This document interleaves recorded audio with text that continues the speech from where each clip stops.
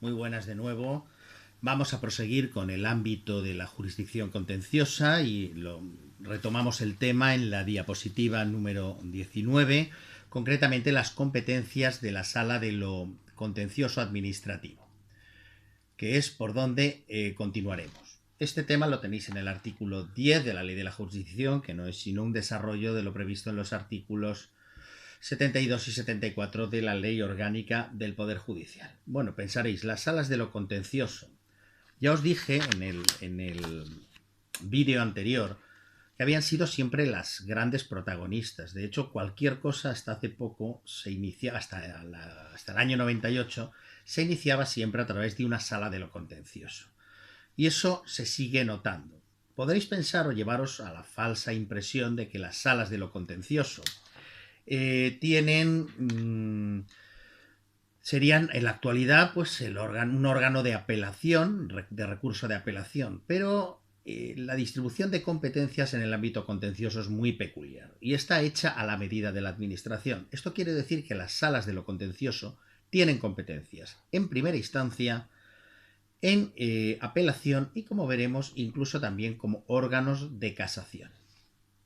Bien, si vais a la diapositiva 19, básicamente la primera de las competencias es aquellas competencias de los entes locales y de las comunidades autónomas que no son atribuidas a los juzgados. Acordaros que eran los planes de urbanismo y las decisiones del gobierno de la comunidad autónoma, es decir, del más alto nivel de la comunidad autónoma, se van a enjuiciar en la sala, no en un juzgado. Después tenemos también las disposiciones generales, es decir, los reglamentos, tanto de comunidades autónomas o de la comunidad autónoma correspondiente, como de los entes locales, porque una de las cosas que tiene es que las salas de lo contencioso, esto ya os lo adelanto, de los tribunales superiores de justicia se adaptan en la actualidad a la extensión territorial de cada comunidad autónoma. Es decir, por cada comunidad autónoma hay una hay un tribunal superior de justicia. Pero esto no quiere decir, y ya os lo advierto de antemano, que sean órganos de la comunidad autónoma ni órganos radicados. Sencillamente la justicia se adapta. Ahora después os lo explicaré. Y al igual que veíamos en el ámbito, los primeros artículos de la Ley de la Jurisdicción, que había una serie de potestades domésticas de los órganos constitucionales de los que conocía la jurisdicción contenciosa, esto tiene también su reflejo en aquellos órganos estatutarios, es decir, las propias asambleas autonómicas, en este caso las Corts Valencianes o el Síndic de Greuges, que es el defensor del pueblo autonómico, el régimen de contratación o el régimen con el que operan estos órganos, que son órganos estatutarios, están previstos en el propio Estatuto de Autonomía, sin embargo, atención, se rigen por el derecho administrativo, pero no os debe dar la falsa impresión de que se trata de órganos de la administración pública. Son órganos estatutarios. También los tribunales, los TEAR, los tribunales económico-administrativos regionales, esto quizá lo vierais en derecho financiero. En el ámbito de los tributos ha funcionado muy bien una serie de... Se llaman tribunales, pero no son tribunales. Son unos órganos que resuelven recursos, pero que están dotados de gran independencia. Es decir, resuelven recursos de manera motivada y si te tienen que dar la razón te la dan y si no te la tienen que dar pues no te la dan, no acuden al silencio administrativo. Y ha funcionado muy bien porque ha liberado de gran parte de trabajo que antes sí iba a parar directamente al Poder Judicial. Ojo, que los TEAR resuelvan de manera independiente no quiere decir que no exista luego control judicial. Cualquier cosa es siempre controlable judicialmente. También la administración electoral a nivel autonómico o los convenios que suscriban las distintas comunidades autónomas. En el caso de la Comunidad Valenciana, en la actualidad tenéis la sede del Tribunal Superior de Justicia, es la misma que ocupaba la antigua Audiencia Territorial de Valencia, que está en la ciudad de Valencia.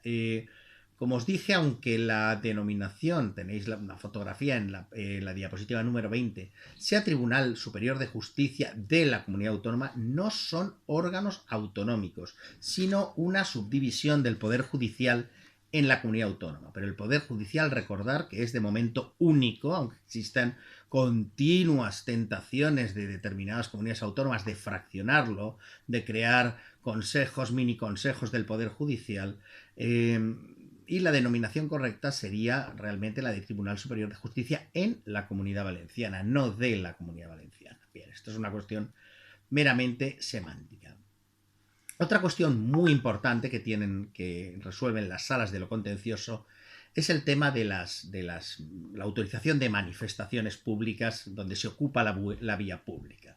Esto está regulado en una ley orgánica del año 83, la ley orgánica la nueva 83, reguladora del derecho de reunión, y tiene la particularidad de que esta norma tiene incluso plazos en horas, cosa que no existían, en la actualidad sí, pero que entonces en el año 83 no existían plazos en horas en otros aspectos del ámbito administrativo.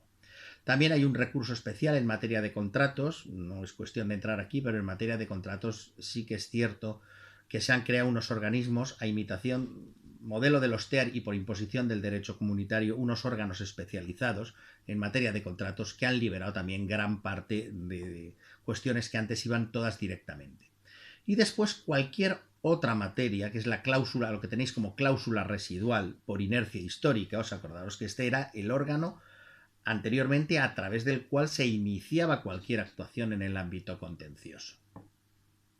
Tenemos después competencias en segunda instancia, en el artículo 10.2 de la Ley de la Jurisdicción. Básicamente son los recursos de apelación de la jurisdicción de los juzgados de lo contencioso administrativo. Bien, normalmente, ya lo veremos más adelante, pero normalmente los recursos siempre se establecen o bien acceden a la apelación, es decir, no todo lo que resuelven los juzgados puede ser recurrible en apelación.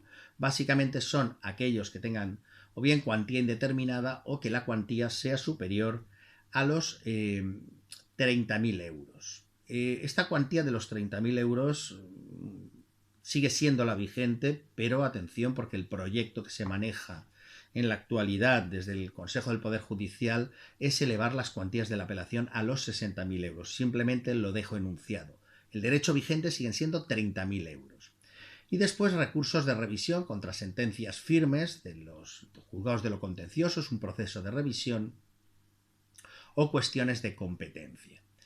También tienen una función desde el año 2015, que no la tenéis en la diapositiva, pero yo os lo digo, que pueden funcionar como órganos de casación a nivel autonómico. El recurso de casación, ya lo veréis en la parte correspondiente, ha sufrido un replanteamiento radical, es decir, que ha huido de las cuantías, ha huido del tema de listones de cuantía para establecer un filtro sobre si el sistema o sobre si la materia tiene interés casacional. Esto queda a criterio sobre todo del Tribunal Supremo, pero los tribunales superiores de justicia también tienen son órganos de casación del derecho autonómico.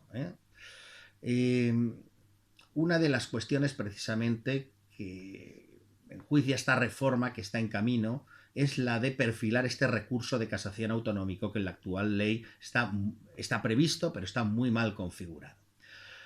Y como os digo en la diapositiva 21, dejamos fuera el estudio de la Sala de lo Contencioso de la Audiencia Nacional, aunque sus competencias las tenéis en el artículo 11, y los juzgados centrales de lo contencioso administrativo, que son importantes desde el punto de vista en que sus competencias son pues las que dictan o enjuician a los grandes órganos del Estado, ministros, secretarios de Estado, etc.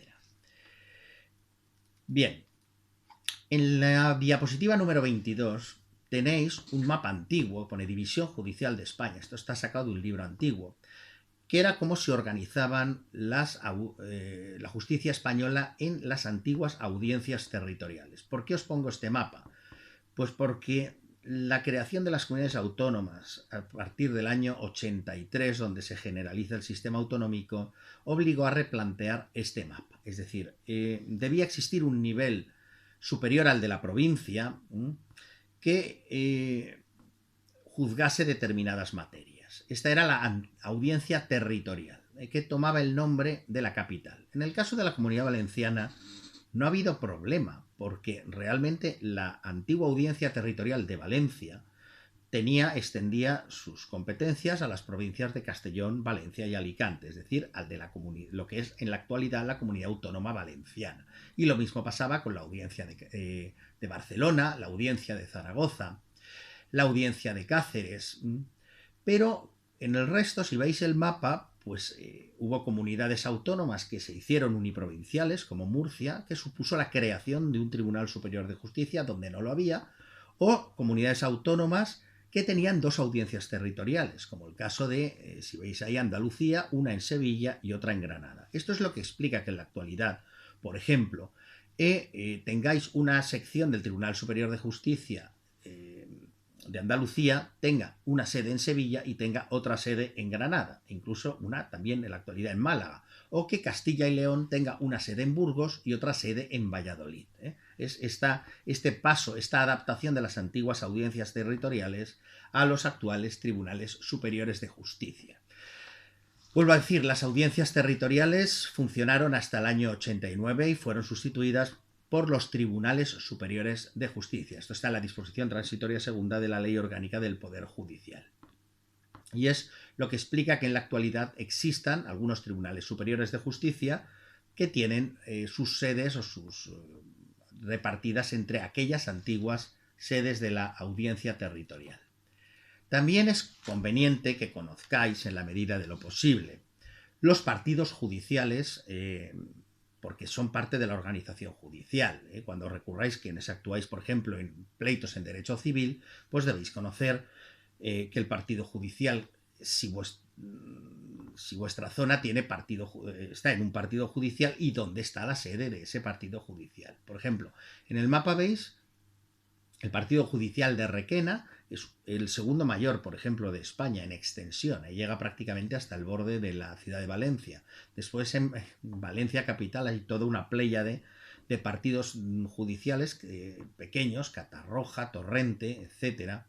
Y en la Comunidad Valenciana, ahora os lo tenéis ahí, pues debéis saber pues, que existen juzgados, pues partidos judiciales en Villena, en Elda, es decir, es una serie de ciudades donde determinadas cuestiones pues tenéis que saber a qué partido, a qué juzgados tenéis que dirigir. Vuelvo a decir, conviene simplemente a efectos de otras materias, como civil, que conozcáis qué localidades albergan un juzgado y qué términos municipales dependen de ese partido judicial. Esta cuestión no la regula la Comunidad Autónoma, aunque la Comunidad Autónoma puede proponer la creación de nuevos juzgados. En el ámbito de lo contencioso, ya os dije que Castellón tiene dos juzgados de lo contencioso que están ubicados en la capital de la provincia, en la Ciudad de la Justicia de Castellón. Valencia tiene 10 juzgados de lo contencioso administrativo, Alicante capital tiene 4 y Elche tiene un partido judicial propio, de contencioso, y un solo juzgado contencioso para ese partido. Pasamos a lo que es la Sala de lo Contencioso o Sala Tercera del Tribunal Supremo, cuyas competencias, cuyas competencias lo son. Podéis pensar que es la Sala de Casación, pues por increíble que os parezca, tiene competencias en primera instancia, en apelación y en casación. Nos interesa la casación, no es cuestión de analizarla en este momento, el nuevo recurso de casación introducido en 2015, porque este sí que ha permitido un diálogo incluso entre incluso cuestiones, la verdad que muy restrictivamente todavía, que sentencias, por ejemplo, de un juzgado puedan ser analizadas en casación directamente en el Tribunal Supremo. Bueno, diapositiva número 14, número 26, por favor, vamos ahora a las reglas de competencia territorial que tenéis en el artículo 14. Bueno, ya sabemos dónde hay órganos de lo contencioso, cuáles son, pero claro, el particular, cuando vosotros seáis letrados o trabajéis en el particular, os vendrá generalmente con una notificación, es decir, con un acto administrativo, generalmente escrito, a lo mejor con un recurso que no le han contestado y ha dado lugar a un silencio, donde os dirá que podéis plantear un recurso contencioso. Bien, ¿dónde debéis plantear el recurso contencioso? Pues para determinar la competencia hay varias reglas. La primera y regla general es la sede del órgano que dictó el acto administrativo. Es decir, si la sede del órgano está en Valencia, habrá que ir a los contenciosos de Valencia. Si está en Castellón, habrá que ir a Castellón. Y si está en Alicante, habrá que ir a Alicante. Esto hay que corregirlo con la segunda regla, que es la del fuero electivo, y que permite al actor optar por la regla general, la sede del órgano, o bien por su domicilio. Es decir, aunque no esté, es decir, un particular que recibe una notificación, por ejemplo, que proviene de Valencia, puede recurrir en Alicante. Pero esto solamente es posible en 4 casos que tenéis que conocer: responsabilidad patrimonial de la administración, personal, dominio público, es decir, propiedades especiales, y sanciones. Es decir, si yo recibo una sanción de la subdelegación del gobierno, perdón, de la delegación del gobierno de Valencia y yo resido en Alicante, yo puedo recurrir en Alicante, aunque el autor, la regla general, esté en Valencia capital. Esto con una excepción. El fuero electivo solo funciona siempre que nos movamos dentro de la correspondiente comunidad autónoma. Es decir, si yo recibo una sanción de Castellón, puedo recurrir en Alicante. Y si recibo o quiero iniciar una responsabilidad patrimonial contra un órgano de Valencia, yo puedo recurrir en los juzgados de Alicante. Pero si recibo la sanción de Zaragoza, ya no puedo recurrir en mi domicilio. Es decir, porque eso no deja de ser, os lo explico, un privilegio para evitar que los letrados de la comunidad autónoma se tengan que desplazar. Es decir, la limitación del fuero electivo lo es al territorio de la correspondiente comunidad autónoma. Es decir, como máximo dentro de mi comunidad autónoma. Fuera ya no rige el fuero electivo. Cuando se trata de bienes inmuebles, el objeto de discusión es un bien inmueble, que esto sobre todo sucede en materia de urbanismo o de expropiación, hay que estar al juzgado al órgano judicial correspondiente, pone juzgado, pero puede ser también otro órgano judicial donde esté radicado el bien. Y cuando hay una pluralidad indeterminada de destinatarios, es decir, pensad sobre todo en una oposición a la que se han presentado 2000 personas, hay que atender a la regla primera, la regla del órgano administrativo, aunque se trate de personal, porque claro, si no, es decir, tendríamos el riesgo de varios órganos judiciales conociendo de la misma cuestión y pudiendo decir cosas distintas. Bueno, las reglas de funcionamiento interno de salas y de reparto de asuntos en una sala de lo contencioso, en concreto en la sala de lo contencioso de la Comunidad Valenciana, existen 5 secciones y hay un reparto de materias entre las mismas. Es decir, este reparto se hace, artículo 17.1, según la naturaleza y homogeneidad de las materias. Y es el mismo criterio de distribución para asuntos entre juzgados de lo contencioso de una misma localidad. En los juzgados de lo contencioso, por ejemplo, hubo hace años un reparto de materias, de manera que el ámbito contencioso, por ejemplo, el urbanismo lo lleva al juzgado número 3. En la actualidad hay reparto universal. ¿Qué quiere decir? Pues que todos los juzgados conocen de todo. Es decir, es cuestión de azar, de suerte, que una demanda que presentéis le caiga al juzgado número 1. Hay un reparto correlativo, quiere decir, para que no haya una predeterminación de qué juez conoce o deja de conocer de una cosa. Es cuestión de azar. Después ya os contaré también qué trucos hay o qué a veces utilizan los abogados porque hay veces que se busca un determinado juzgado por cuestiones que no son jurídicas, pero también os lo explicaré en su momento. Bueno, claro, puede plantearse problemas, aunque las reglas del artículo 14 las veáis tan claras, pues hay veces que no son tan claras. Podéis plantearos tipos de competencia, cuestiones de competencia que pueden ser territoriales o materiales. Hay veces que esto pasa muy poco. Pues que un abogado plantea un pleito y el juez no tiene claro si ese pleito es o no es de lo contencioso. Es decir, cuando dos juzgados, uno de lo civil y otro, por ejemplo, de lo contencioso, o al revés, no tienen claro a quién, imaginaos pues que se demanda en un contrato administrativo, se demanda directamente a la empresa que estaba efectuando las obras y se va al órgano civil. No, y el juez de lo civil piensa, no, aquí hay un contrato bien. Esto debe resolverlo una sala especial del Tribunal Supremo. Hay que plantear una cuestión de competencia que se eleva a la sala de conflictos jurisdiccionales.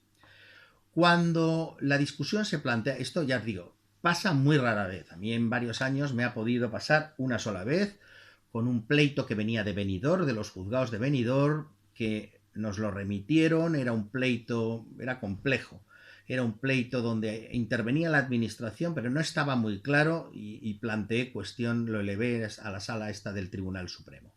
Lo más normal es que la cuestión se plantee entre distintos juzgados de distinto orden jurisdiccional y que haya una cuestión de competencia que entonces tiene que resolver el superior jerárquico. En este caso, en la jurisdicción contencioso administrativa, resuelve la sala de lo contencioso administrativo del correspondiente tribunal. Estos conflictos pueden ser positivos o negativos. El positivo es el que dos juzgados quieren conocer de lo mismo y el negativo es cuando ningún juzgado se considera competente para conocer. Como garantía interviene siempre en este tipo de cuestiones el Ministerio Fiscal, por una razón, para que no haya ninguna predeterminación de que el asunto va a un sitio o va a otro en función del juez que se trata de buscar o del juzgado que se trata de buscar. Y llegamos a un elemento clave que es el de la legitimación. Esto lo habréis visto en el ámbito de la Ley 39/2015. Para acceder a la jurisdicción es necesario tener una legitimación, ser un concepto de interesado, que es el mismo concepto que habéis visto en el artículo 4 de la Ley 39/2015. Hay una errata aquí, estoy viendo ahora mismo en la diapositiva, pone Ley 30/2015, es la Ley 39, es la PACA, la 39/2015. Y bien, más o menos, si habéis sido legitimados, si habéis sido parte legitimada en el procedimiento administrativo anterior, vais a ser legitimados en el proceso contencioso. La evolución, la ley habla de interés legítimo, que es un concepto mucho más amplio del antiguo interés directo del que hablaba la ley del año 56, que permite, por ejemplo, la legitimación corporativa, que el recurrente sean, y esto es muy normal en materia de personal, los sindicatos de funcionarios públicos, o las asociaciones que se han constituido para defender cualquier cuestión pública o cualquier cuestión de interés ciudadano. Y después se regula la distinta legitimación de las administraciones públicas en el artículo 19, la del Estado, la de las comunidades autónomas, los entes locales y la administración instrumental. Obviamente que exista legitimación, la legitimación hay que acreditarla, pero hay supuestos, hay un supuesto que es la acción popular que permite que pueda intervenir en el proceso cualquier persona. Cualquier ciudadano, dice la ley de nacionalidad española, artículo 19.1 de la Ley Orgánica del Poder Judicial y artículo 19.1 también de la Ley de la Jurisdicción Contenciosa. Los ejemplos de acción popular los tenéis en la diapositiva del artículo 31. Son determinados sectores que el legislador ha considerado prioritarios hasta el punto de permitir a cualquier persona, no hace falta que sea una asociación constituida, cualquier ciudadano individualmente se puede presentar y puede presentar una demanda. Esto es en patrimonio cultural, en materia de bienes de patrimonio histórico, artículo 8.2 de la Ley del Patrimonio Histórico Español 16/85, en materia de urbanismo, lo tenéis en el texto refundido de la Ley del Suelo de 2008, y en el actual Real Decreto Legislativo 7/2015, y en la Comunidad Valenciana esto se prevé incluso en un plazo muy amplio de 15 años, que lo tenéis en el artículo 236 de la LOTUV, de la Ley Urbanística Valenciana 5/2014. También se admite la acción popular en materia de costas, el artículo 109 de la Ley 22/88, en materia de medio ambiente, el 27/2006, Y después, en dos materias específicas que tenéis más en pequeño, para el juicio de responsabilidad penal contra jueces y magistrados, artículo 406 de la Ley Orgánica del Poder Judicial, o una acción penal por apropiación indebida de fondos electorales, artículo 151.2 de la Ley Orgánica del Régimen Electoral General. Diferente a la acción popular, que está prevista para cualquier persona, el ámbito del régimen local tiene desde siempre la acción vecinal, que es un supuesto realmente de sustitución procesal. Cuando un ayuntamiento no defiende sus bienes, cualquier vecino puede requerir para hacerlo. Y si el ayuntamiento sigue sin defender un bien, imaginaros, esto suele ser muy habitual, un camino público que se ocupa o se vaya por un tercero, cualquier vecino puede acudir, lo prevé el artículo 68 de la Ley de Bases del Régimen Local, litigar en nombre del ayuntamiento y después verse resarcido del coste que haya supuesto este litigio. El Ministerio Fiscal, finalmente, vamos a ver la intervención del Ministerio Fiscal es muy escasa en materia de la jurisdicción contenciosa. Por ejemplo, ya os dije que las entradas y registros ni siquiera está prevista, aunque yo lo doy. Está previsto en materia de cuestiones de competencia, pero la intervención la tenéis en el 19.1f y en materia de derechos fundamentales. Realmente la intervención del Ministerio Fiscal, a diferencia de lo que pasa en penal, es escaso. Y sí que es muy habitual la presencia de sindicatos y de asociaciones, de los que son los llamados intereses colectivos. Después ya pasamos a la diapositiva número 32, con la que vamos a ir concluyendo. Tenéis la representación y defensa de las partes, la llamada postulación. Bueno, esto lo tenéis en los artículos 23 y 24 de la Ley de la Jurisdicción, que a su vez tienen sus equivalentes en los 542 a 46 de la Ley Orgánica del Poder Judicial y en el 23 a 30 de la Ley de Enjuiciamiento Civil para el procurador y 31 a 35 de la misma Ley de Enjuiciamiento Civil para el abogado. Bien, en los juzgados unipersonales, es decir, en los juzgados de lo contencioso y también en los juzgados centrales, hay que ir, vamos a ver, la jurisdicción contenciosa tradicionalmente no está pensada para que uno pueda, a diferencia de lo que habréis visto en el proceso civil, con determinadas cuantías, aquí hay que venir con un abogado y un procurador. Es decir, un ciudadano por sí solo no puede acudir a la jurisdicción contenciosa. Y si acude y presenta un escrito, lo primero que se le pedirá será que lo subsane. En los órganos unipersonales se puede prescindir del procurador. La función del procurador era la de recibir las notificaciones básicamente y la del letrado la de realizar la defensa jurídica. Pero atención, ya os advierto y pone ahí, esto puede traer problemas. Si prescindís del procurador, como letrados, asumís también la función del procurador, que es la de representar a vuestro cliente. Esto quiere decir que en el día de la vista, estoy pensando sobre todo en un procedimiento abreviado, debe acudir el abogado al que se le ha otorgado la representación. Si no acude ese abogado, puede que no sea válida la presencia o si acude otro abogado que no tiene representación. Quiere decir que prescindir del procurador supone también asumir una función, que luego no puede al día de la vista acudir cualquiera. Sobre esto ya volveré a incidir. En los órganos colegiados, estos son más cómodos. En las salas de lo contencioso, así que aquí sí que hay que ir con abogado y procurador. Aquí sí que no hay problema. Y después tenéis una cuestión muy peculiar, que es el privilegio funcionarial del artículo 23.3. Los funcionarios, cuando son funcionarios y lo que quieren litigar es algo relacionado con su propio cargo, pueden acudir directamente a la jurisdicción sin abogado ni procurador. Esto está desde el año 56, se suprimió en 2012 por la crisis y se restableció en 2015, pero en la práctica es muy poco utilizado. Yo me habré encontrado en 10 años con 2 veces que un funcionario ha presentado una demanda redactada por él mismo. ¿Por qué esto se utiliza poco en la práctica? Pues porque estaba pensado en un sistema donde en el año 56, donde no existían los sindicatos que representasen a los funcionarios. En la actualidad esta función la asumen sobre todo los sindicatos. Yo os digo, existe, es el llamado privilegio funcionarial del artículo 23.3, pero se utiliza muy poco en las prácticas.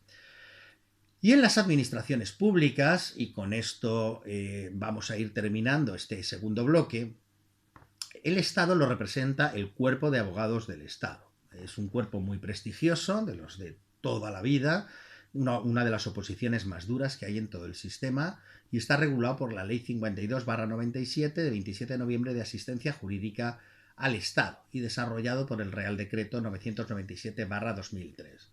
El abogado del Estado tiene el tratamiento de ilustrísimo señor, el resto de abogados de administraciones no, esto es meramente formal, y todas las administraciones públicas, y esto plantea un problema, necesitan autorización expresa para desistir o allanarse. Claro, esto bloquea muchísimo las posibilidades de transacción que hay en otros aspectos donde el abogado tiene el pleno poder de su cliente, pero aquí el abogado no puede allanarse o desistir sin permiso expreso. Esto también se quiere cambiar en esta reforma que hay en tramitación, pero de momento simplemente solo os lo anuncio. Las comunidades autónomas también tienen sus propios cuerpos de letrados, concretamente la Comunidad Autónoma Valenciana tiene un cuerpo de abogados, tenéis ahí su escudo, Abogacía de la Generalitat, y luego los entes locales, cuando son muy pequeños, pueden acudir a la asistencia jurídica a pequeños municipios que dan las diputaciones provinciales. En el caso de Cataluña, por ejemplo, eran las comarcas las que hacían esto, o pueden tener también, si son ayuntamientos más grandes, su propio cuerpo de abogados, que es quien los defiende. Y con esto doy por finalizado este primer bloque y bueno, admitiré cualquier queja, cualquier sugerencia que queráis hacer o cualquier duda que queráis plantear. Utilizad por favor los canales previstos en OneDrive. Muchísimas gracias y seguimos con el bloque número 3 en el siguiente vídeo. Gracias.